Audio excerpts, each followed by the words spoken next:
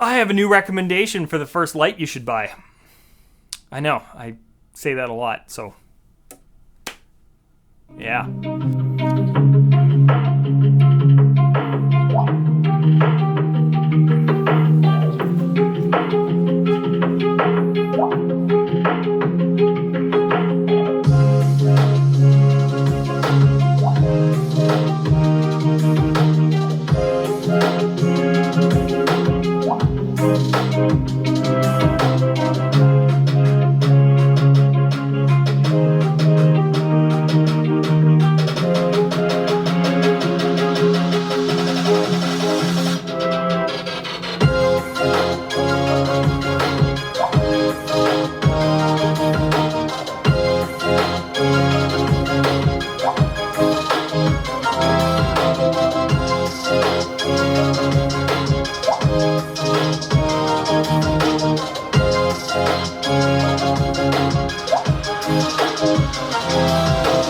Okay, so what is this thing? Well, this is the Dragon X Radical, I guess, LED party bar or power party bar.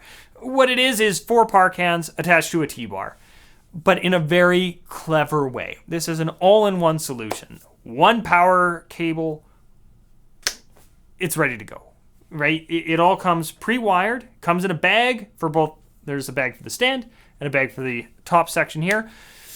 You unfurl the stand, you put this on top, you get your cabling in, put the pole up, you're set, you're done. It's ready to go. Oh boy, is that so much easier than a lot of the other solutions that I have. And the problem we've been running into is that we want to start doing rentals. And I want to start doing what I believe the term is a multi-op, right? I'm going to have other DJs working underneath me for when I can't make it out, or if I just want to pay them to do the job for me. Not all of them are going to be able to wire up my fairly complex moving heads with multiple lights, and they're all on different channels. And sometimes you unplug a fixture and it loses its channel, and if they don't know how to adjust it, like, try sending that out on a rental. Oh boy, never. So I picked up one of these. It's going to serve a lot of purposes for me. I was looking into some of the Chauvet gig bars. I really like those lights, especially for, Sweet 16s and high school dances and stuff.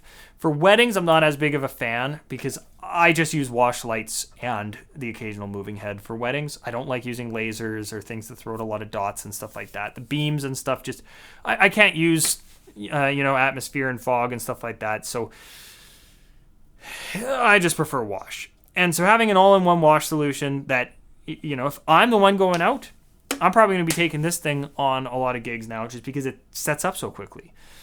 Perfect. Now, if I'm sending it on a rental, they don't know DMX, so we've got this foot switch. Now, for me, this foot switch is completely useless. I would never use this. The reason being, it has blackout and it has the program mode. On a rental, that is perfect for 2 reasons. One is it's idiot-proof. There's 2 buttons and one turns it on and off. Sweet. The other reason, this isn't going to get lost compared to the little soap bar, tiny remotes that a lot of these things tend to come with. This is going to make it back home. Great. Here's why it's useless for me, though. The program only goes up. Okay?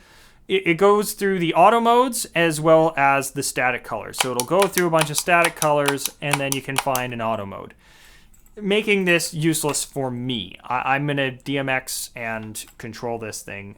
I've got sound switch. I'm set. I'll be fine.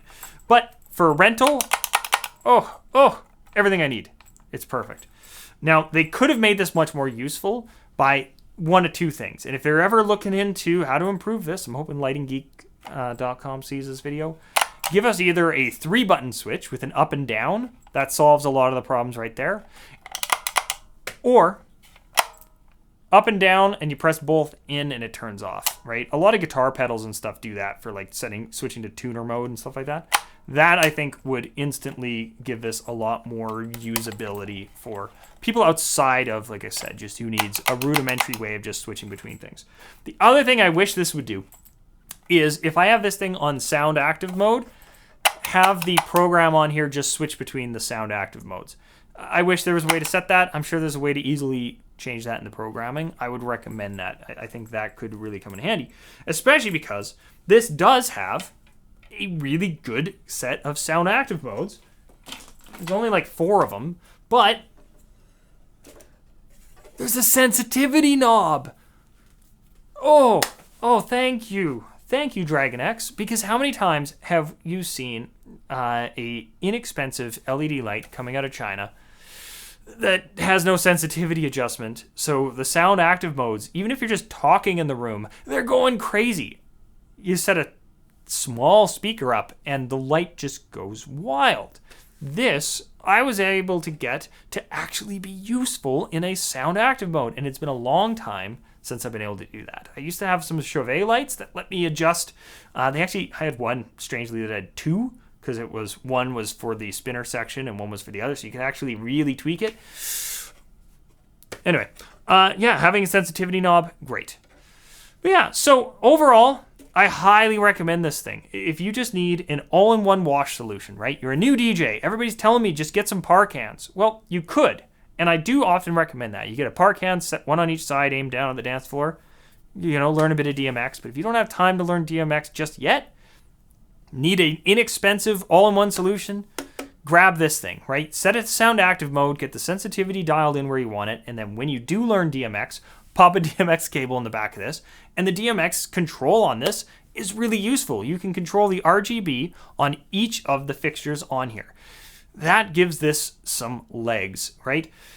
The stand that this comes with, unfortunately, is at least semi-proprietary. It's not the correct width for a regular light stand, but it comes with brackets and has some holes in the top for threads that you can mount this to like a trussing system or something like that. So as your light show expands, this still has use. On top of that, it has DMX in and out as well as a power in and out. So say you get a really light or laser or something, you can mount it on the top of this. I wouldn't do anything heavy, right? No moving heads or anything going on up here. This stand isn't all that.